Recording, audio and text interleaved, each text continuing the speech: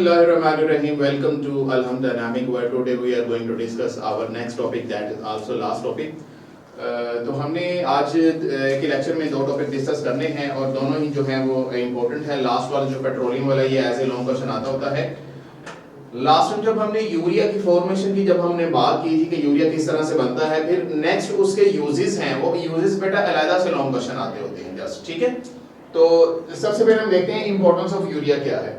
तो वो ये हमें बताता है यहाँ पे कि जो यूरिया है उसके अंदर जो नाइट्रोजन जो होता है that is the white crystalline solid, उसमें 46.6% नाइट्रोजन होती है। जैसे हमने अर्लियर डिस्कस किया है कि मैक्सिमम जो परसेंटेज ऑफ नाइट्रोजन है वो हमें यूरिया से मिलती है। तो वो यही कह रहा है कि जो हमारे पास यूरिया है एग्रीकल्चर सेक्टर्स के अंदर ये बहुत ज्यादा यूज होता है और तकरीबन 90% जो यूरिया है एज ए फर्टिलाइजर के तौर पे यूज होता है। इसके अलावा फीड एडिटिव के अंदर भी और ये डिफरेंट कंपाउंड बनाने के लिए भी यूरिया को यूज किया जाता है। तो ये एग्रीकल्चर सेक्टर्स के अंदर इसका यूज आ गया।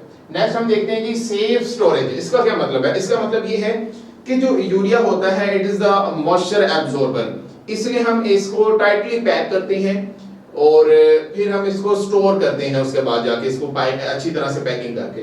तो वो यहाँ पे बताता है कि यूरिया जो है ये एक नॉन टॉक्सिक हमारे पास आ जाता है, but it is very moisture absorbing. तो ये वाटर को एब्जॉर्ब करके उसके अंदर डिसॉल्व हो जाता है, ठीक है।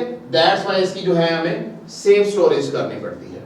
देन रॉ मटेरियल के तौर पे अगर हम देखें तो रॉ मटेरियल में अगर हम देखें तो इससे हमें लॉट ऑफ कंपाउंड जो हैं वो केमिकल कंपाउंड्स मैन्युफैक्चर करते हैं यूरिया से फर्दर आगे। इवन के यूरिया खुद एक केमिकल कंपाउंड है, तो लेकिन इससे फर्दर आगे हम बहुत से कंपाउंड्स बनाते हैं।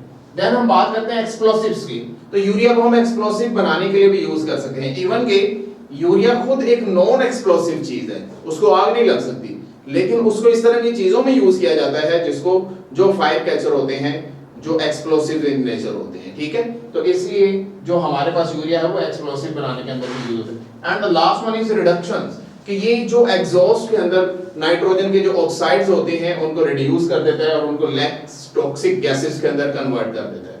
तो these are the uses of urea.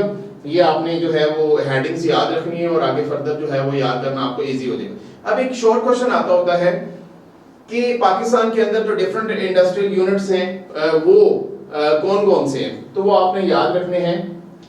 हमारे पास टोटल 6 हैं। तो उसको याद करने का स्टाइल जो है वो ये है कि आपने याद रखना है कि एक फौजी था, वो एंग्रो केमिकल्स इंडस्ट्री से छोड़ के आया, ठीक है, और उसी फौजी ने वो एंग्रो से छोड़ के आया और कौन सी इंडस्ट्री में आ गया? फौजी फर्टिलाइजर्स के अंदर। इस तरह से याद रख लें।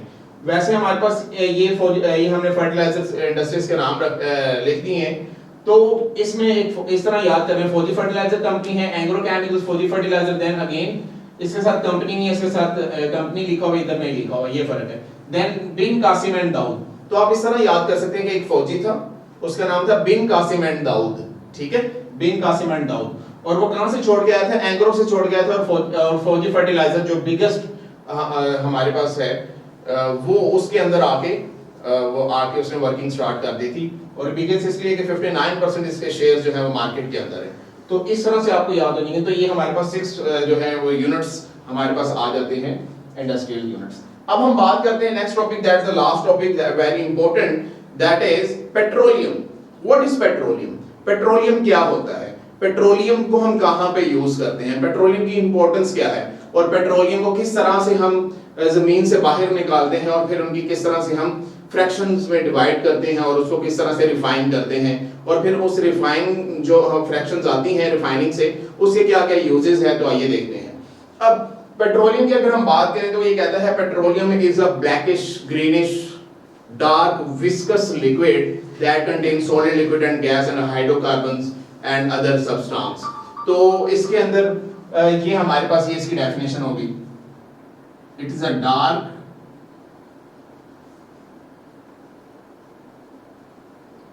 black green liquid, reddish,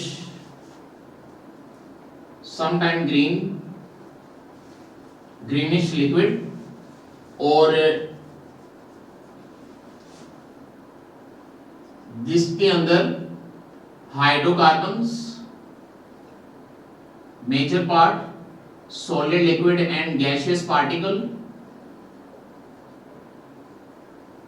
और सम इम्प्योरिटीज जो है वो ऐड होती है। अब इसको हम रॉक ऑयल भी कहते हैं, पेट्रोलियम को हम रॉक ऑयल भी कहते हैं, क्योंकि ये रॉक्स के अंदर, जमीन के अंदर जो रॉक्स होती हैं नीचे तहों में, उसके दरमियान में ये ऑयल पाया जाता है। तो ये चीज की डेफिनेशन होगी। अब बात करते हैं ओरिजिन की, कि ये ओरिजिनेट कैसे किया जाता है। तो इसको जैसे कि अभी मैंने बात की कि जो अंडर अर्थ जो लेयर्स हैं डिफरेंट, उनमें से इसको ओरिजिनेट किया जाता है, इसको उसमें से निकाला जाता है। और ये बनता कैसे है कि 500 to 600 years above millions years से बाज़ का बुक्स में लिखा हुआ है कि जो प्लांट्स, एनिमल्स जो थे मैक्सिमम, जब वो जमीन के नीचे आके गिर गए और तूफान आंधी आई और वो प्लांट जो थे वो गिर गए और उनके ऊपर मिट्टी की layers Aahista Aahista with the passage of time, जैसे आपको पता है गलियां ऊंची हो जाती हैं, ठीक है, आहिस्ता आहिस्ता वो ऊंची होती जाती है, 10 साल बाद हैं तो काफी ऊंची हो जाती है। बिल्कुल ऐसे ही वहां पे अर्थ की जो सरफेस लेयर्स हैं वो बढ़ती गई। तो वो जो हमारे पास प्लांट्स थे जो कि डेड हो गए थे, वो dead plants high temperature, high pressure और बैक्टीरियाज की वजह से फ्यूल्स में कन्वर्ट हो गए, जिसको हम फॉसिल फ्यूल्स का नाम देते हैं, ठीक है। तो इस तरह से उन फॉसिल फ्यूल में से एक जो और वो फॉसिल फ्यूल जो हैं वो 3 तरह के होते हैं, वो 3 स्टेट्स में होते हैं, सॉलिड, लिक्विड एंड गैस। जो सॉलिड होता है वो कोल है, कोयला, जो लिक्विड है वो पेट्रोलियम है, जिसकी आज हम बात करेंगे, और जो गैस है वो नेचुरल गैस है। क्लियर हो गया जी। तो ओरिजिन किस तरह से वो ये ओरिजिनेट हुआ। देन हम देखते हैं एक्सट्रैक्शन, कि इसको एक्सट्रैक्ट किया किस तरह से किया जाता है। बेटा हाईली मशीनरीज यूज की जाती हैं और वहां पे डिटेक्टर करने के बाद जो डिफरेंट एरियाज होते हैं वहां पे डिटेक्ट करने के बाद हम वहां पे होल्स करते हैं। देन वहां पे नीचे डिफरेंट जो है जमीन जो उस लेयर के अंदर हम स्मॉल होल्स करते हैं, देन सक्शन पंप्स लगा के उसको हम बाहर निकालते हैं प्रेशर राइज करके। और डिफरेंट इसके मेथड्स हैं, बात कर हम बॉइल्ड वाटर ऐड करते हैं और इस तरह से सल्फर कंपाउंड्स और ये सारा पेट्रोलियम बाहर आ जाता है। तो इसको इस तरह से जमीन से एक्सट्रैक्ट किया जाता है। तो इसकी एक्सट्रैक्शन इस तरह से होती है कि डिफरेंट मशीनरी सक्शन पंप्स लगा के उसको वहां से सक किया जाता है कि उस जो रॉक्स के दरमियान में जो है।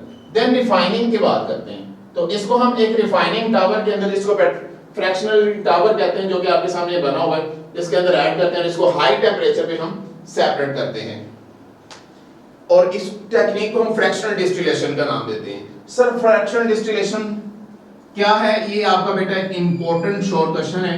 फ्रैक्शनल डिस्टिलेशन का मतलब ये होता है कि पेट्रोलियम को, अच्छा ये पेट्रोलियम ये वो पेट्रोलियम नहीं है जो हम अक्सर समझते हैं, जो हम गाड़ियों के अंदर यूज करते हैं, बाइक के अंदर यूज करते हैं, वो इसके अंदर से निकलता है, इसकी एक फ्रैक्शन है। पेट्रोलियम तो एक मिक्सचर ऑफ जो है वो फ्यूल्स है, जो कि आगे हम पढ़ेंगे। यहाँ पे आपको नजर आ रहा है petroleum gas, petroleum, ether, gasoline, kerosene, diesel, fuel oil and residual oil. तो इनका जो कंबाइन ऑयल होता है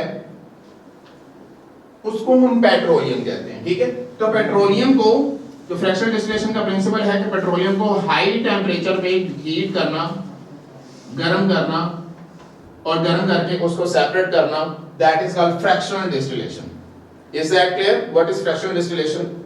हाई टेम्परेचर पे पेट्रोलियम को गर्म करके उसकी रिफाइनिंग करना, उसमें से फ्रैक्शंस को निकालना, दैट इज फ्रैक्शनल डिस्टिलेशन। अब ये काम सर किया कहां जाता है, ये फ्रैक्शनल डिस्टिलेशन कहां पे की जाती है? तो ये फ्रैक्शनल टावर के अंदर की जाती है। उसमें हम क्या करते हैं, ये आपके पास एक टावर है, इसके अंदर हम क्या करते हैं, इसके ऊपर से हम इस पेट्रोलियम को फेंकते हैं ऊपर से, और नीचे से हमने फर्नेस लगाई होती है जिसके अंदर हाई टेम्परेचर होता है, दैट इज 400 डिग्री सेल्सियस।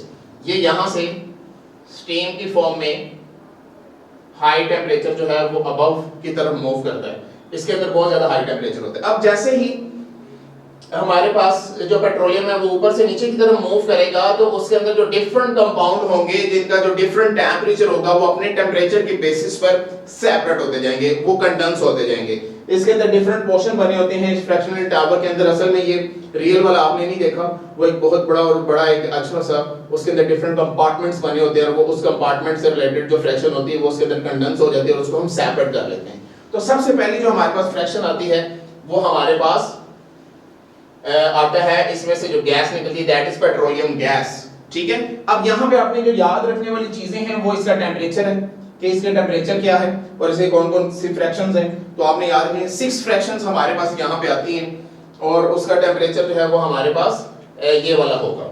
इसको मैं साथ साथ लिखता जाता हूँ जी। तो यहाँ से जो हमारे पास फर्स्ट फ्रैक्शन आती है दैट इज पेट्रोलियम गैस। ठीक है, और उसका जो टेम्परेचर है that is above 25 degree Celsius. Then 30 degree Celsius to 80 degree Celsius की रेंज में, यानी कि इस टेम्परेचर तक पहुंचते पहुंचते 30 से 80 तक पहुंचते पहुंचते जो हमारे पास फ्रैक्शन आएगी दैट इज पेट्रोलियम ईथर, जिसको हम आगे फर्दर लेबोरेटरी सॉल्वेंट्स और ड्राई क्लीनिंग के लिए यूज करते हैं। देन तीसरे नंबर पे हमारे पास जो है वो गैसोलीन आ जाती है, जिसका टेम्परेचर जो होता है that is 80 degree Celsius to 170 degree Celsius. ठीक है, और ये गैसोलीन वही है जो हम बाइक्स के अंदर जो पेट्रोल यूज करते हैं गाड़ियों के अंदर, उसको हम गैसोलीन कहते हैं। इसकी कंपोजिशन क्या होती है C7 टू C10 तक। तो ये भी एमसीक्यूज बोर्ड में काफी दफा पूछा जा चुका है कंपोजिशन के हवाले से। यूजेस भी इसके इंपॉर्टेंट हैं जो कि शॉर्ट क्वेश्चन के तौर पे या एमसीक्यूज के तौर पे बोर्ड में हर साल आते होते हैं, यानी कि हर साल इस टेबल में से शॉर्ट आना ही आना है। इसी तरह जो हमारे पास फोर्थ फ्रैक्शन है उसका जो टेम्परेचर है that is 170 degree Celsius to 250 degree Celsius, और उसके बाद 250 degree Celsius to 350 and 350 to 400। तो इस टेम्परेचर पे हमारे पास ये different then kerosene oil then diesel oil. Diesel oil को हम कहां में यूज करते हैं? बस, ट्रक्स और ट्यूबवेल्स और भारी इंजन्स के अंदर हम यूज करते हैं। देन अगर हम फ्यूल ऑयल की बात करें लास्ट पे जो हमारे पास आता है, जिसकी जो ज्यादा मोलेकुलर मास वाला होता है, ज्यादा गाढ़ा होता है, वो जिसका मेल्टिंग पॉइंट सबसे ज्यादा हाई होता है, उसको हम शिप्स के अंदर, बॉयलर्स के अंदर और फर्नेस के अंदर यूज करते हैं। तो ये इनके यूजेस में लिखे हुए हैं। जिसका सबसे लो जो है बॉइलिंग पॉइंट है वो सबसे टॉप पे जाएगा, फिर उससे कम टेम्परेचर वाला बॉइलिंग पॉइंट, फिर उससे ज्यादा टेम्परेचर वाला नीचे, फिर उससे ज्यादा, फिर सबसे ज्यादा हमारे पास फ्यूल ऑयल वाला आ जाएगा, जिसके यूजेस मैंने आपको बता दिए। क्लियर जी?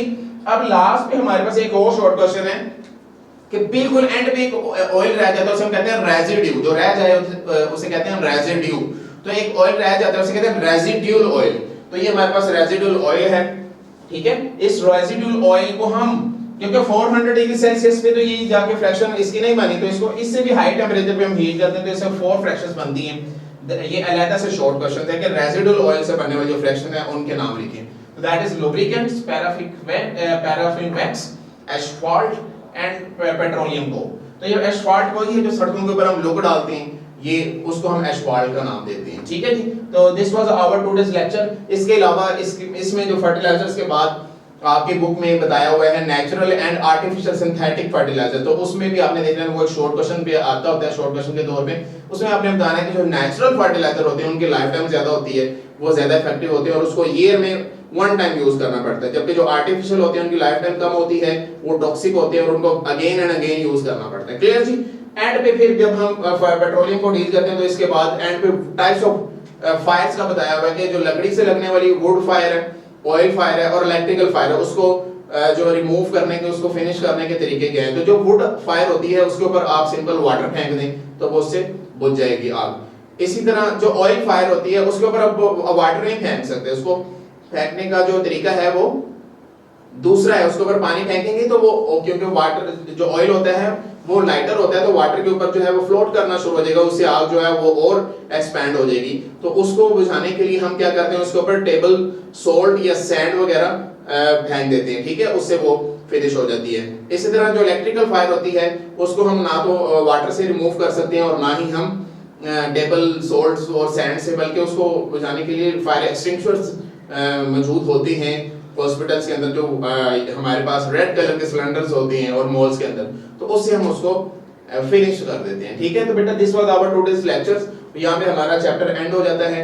आपने अक्सर अच्छी तरह से अगर आप लोगों ने टॉपिक समझे होंगे तो जितने टेस्ट योरसेल्फ क्वेश्चन है, जितने एक्सरसाइज के, जितने एमसीक्यूज हैं वो आप इजीली क्लियर हो जाएंगे। तो इसलिए चीजों को गौर से सुना करें। This was our today's lecture. Okay बेटा, अल्लाह हाफिज।